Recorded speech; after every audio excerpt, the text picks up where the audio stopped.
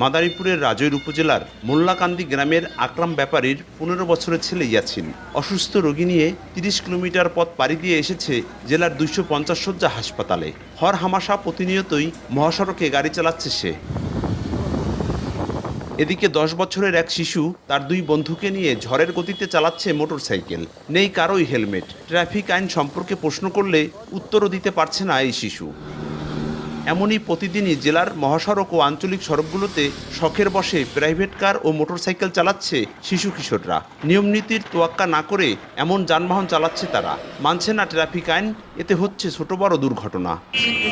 আমার মা অনেক দূর থেকে আসছে, সে বলছে যে আমার একটু কষ্ট করে নামাই দেবে। হলো এই গাড়ি দিছে, মানে তেল আমার দিছে।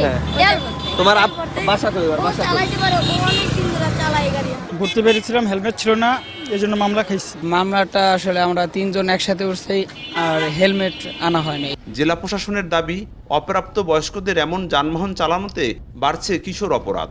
18 বছরের নিচে মাইনর তাদের বেলায় আসলে মোবাইল কোর্টের মাধ্যমে শাস্তি দেওয়াটা অনেকটা জটিল হয়ে দাঁড়ায়। তারপরও আমরা তাদেরকে কিশোর যে সংশোধনাগার সেখানে আমরা পাঠানোর চেষ্টা করি।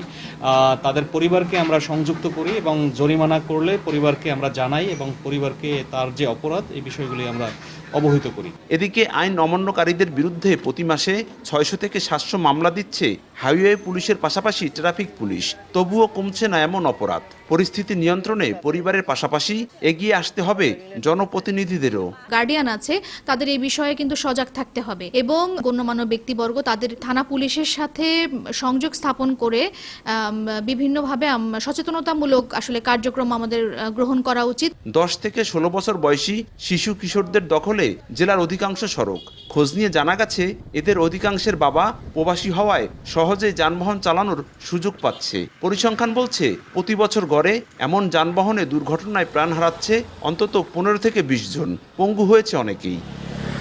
সঞ্জয় কর্মকার, অভিজিৎ, সময় সংবাদ, মাদারীপুর।